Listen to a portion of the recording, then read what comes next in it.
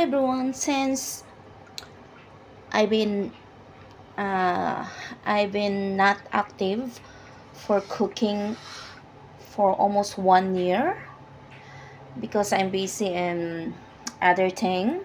So now I'm trying to upload some videos that I learned, some cookings that I learned from YouTube or for some cheap. So every day I challenge myself to cook a new dish that the girl will like it. So I'm going to make roasted uh, fish fillet with the shallots, cherry tomato, garlic, olive, and with some herbs here. So first you need to prepare the stew. No, not stew. How we call this one? Is the brown, because the stew. Yes, I'm right. It's a stew.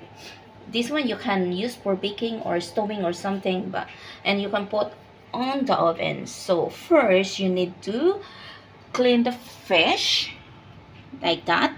If you want it to divide for four, you can do it. Just cut it. Each one have 4 slices and like that, and then you can just put a bit of salt and pepper to taste, and then you need to mince the garlic. I have only four pieces, and tomato you can choose not to cut in half, but later maybe I'm gonna cut in half, but it's better not to cut, right? And then I have a shallot and olive. For olive I gonna cut that one. I'm gonna remove the the seeds inside, and half of the lemon for squeeze. And then I have a red pepper and paprika, and how we call this one, the Italian mixed herbs, the pepper, salt, and olive oil. For Western dish, you need to use always olive oil. Then you need to preheat the oven. You just preheat the oven for 495 Fahrenheit. So later I'm gonna put it down in description if how heat is that. So you just cook it for 12 to 18 minutes. So I'm gonna start now to put I'm gonna place you here. Yeah, I am like this. I was busy. So I'm gonna put. Let me check.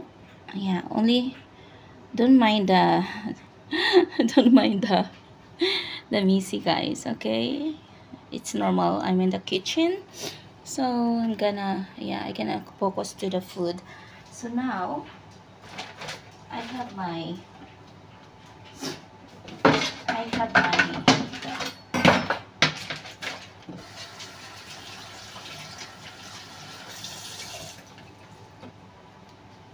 always clean your hand before you cook, okay?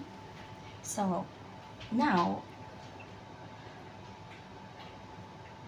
I guess it's better if we, because it's roasted, right? I guess it's better to I'm thinking that I make it in the different way, so it's challenge, right?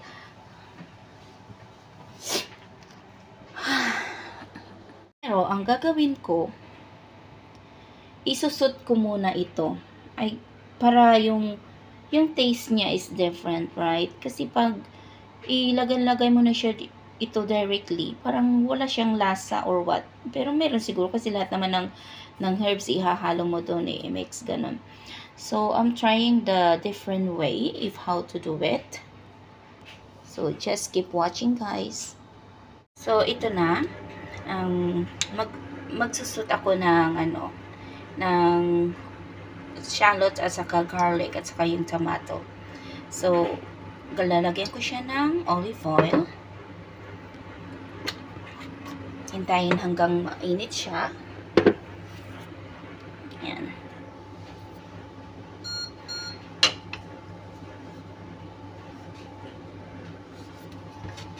And then, maging mainit yung pan. Habang hinihintay natin yan, isiset na natin yung oven. Kasi kailangan natin ng set yung oven. So, kailangan dyan siya nakaano guys pag ilalagay natin mamaya. So, kailangan yung set ng is dito. Yan. And then, yan. Dapat painitin nyo muna yung oven ha. So, I suggest na gagawin nyo muna 250 Celsius. And then, reduce it later if ilan lang yung gusto ng, kung ilang lang yung gusto, yung para sa pag natin ng mamaya roasted. So, ayan. Mainit na siya. Pero pasensya kayo kasi ako ng saucepan. Kasi, mga ngamoy kasi. So, now, lalagay natin yung mostly, guys, dito sa, sa Chinese, ang inuuna nilang nilalagay, you know what, is shallot. Sa atin naman, una nating nilalagay is yung garlic, right? So, smell. Pero dito, baliktad sila. Pero hindi ko sinusunod yung gusto nila. And then, the shallot. Ganyan lang. So, kailangan may taste siya, diba? And then, ito madali lang to guys ha. Huwag natin tagalan kasi otherwise mabiluto yung And then, lalagay natin yung tomato. So, tatlo lang kami ang kakain. So, ganyan lang siya. So, igaganyan ko lang siya. And then, siguro mga 1 or 2 minutes. Huwag natin siyang lutuin masyado. Otherwise, pag ilalagay natin yung isda, maluluto siya kaagad. So, ganyan lang siya.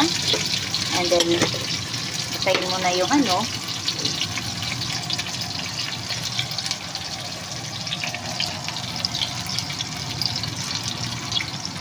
Ayan. Tapos, ita-transfer ko yan siya doon sa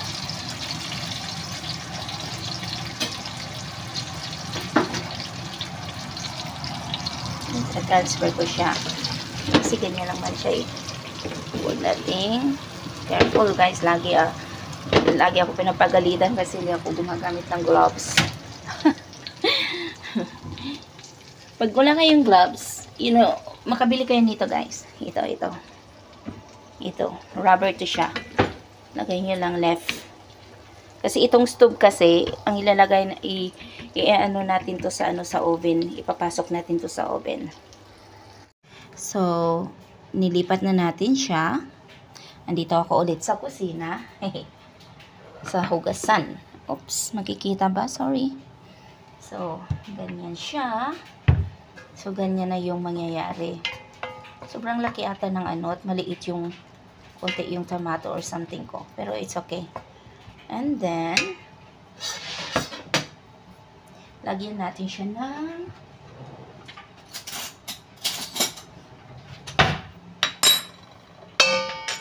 herbs.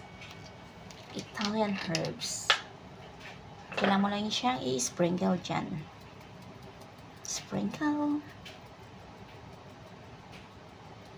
Sayang, pag marami itong tomato, mas masarap. Di paano dalawa lang sila. Ako, hindi naman ako kakain ng magda-try lang naman ako eh. And then, i-add ko itong paprika. Need lang natin ng 1 tablespoon.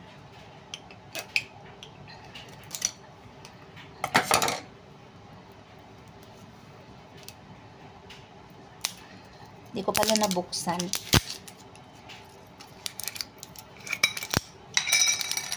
It depends kung lang yan.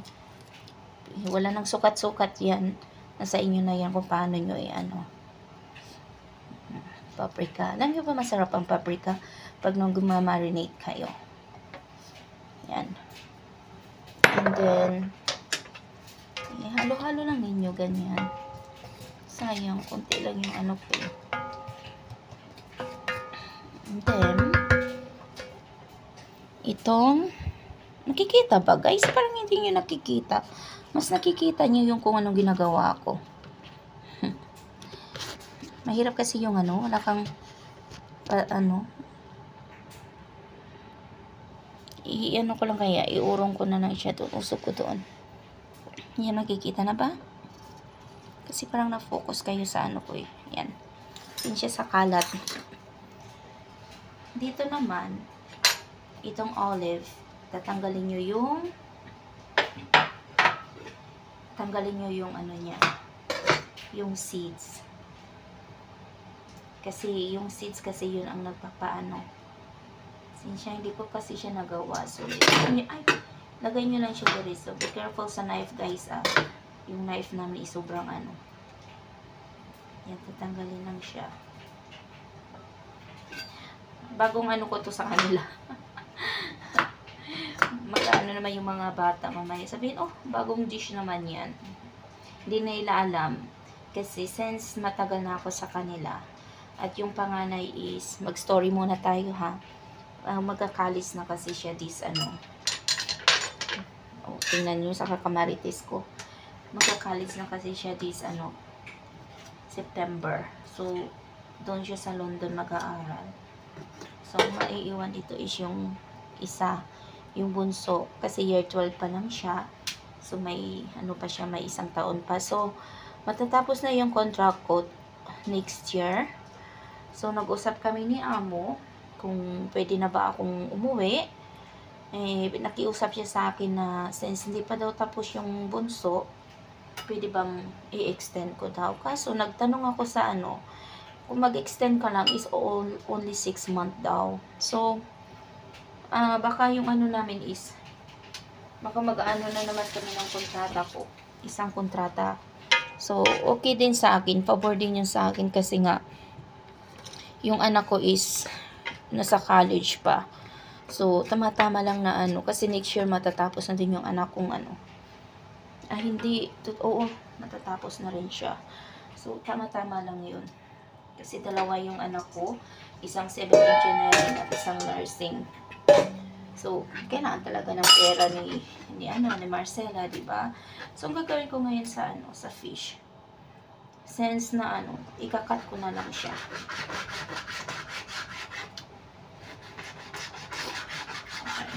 Cut ko na lang siya ng 3.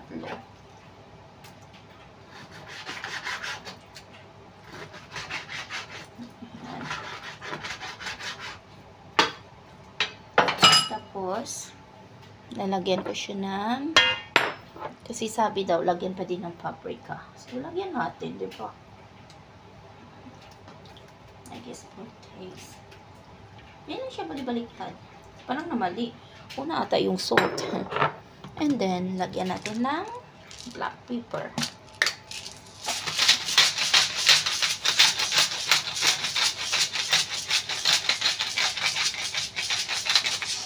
And then, salt. Sea salt. Makita nyo ba, guys? Hindi mo? Kasi nasakpan siya.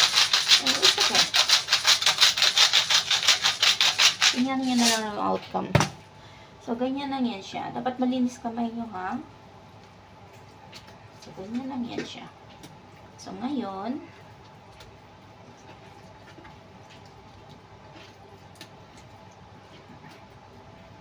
yung ano pala, yung ito, kailangan natin to. Ikakat natin siya kasi i-squish natin yung hindi natin kailangan yung ano, seeds. Squeeze natin dito konti. And then, konti dito sa fish. Kasi nga parang minamarinate natin siya na. Yan.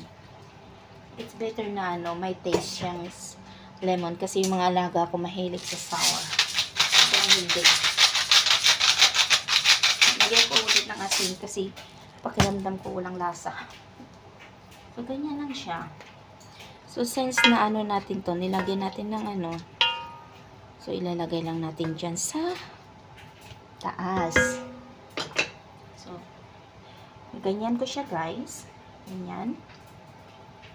Plate ko lang siya dyan. Sayang kasi yung antika, ay yung ano natin, tomato is konti. Ganyan lang siya. So, ganyan lang. Mag-uwas muna ako ng hand.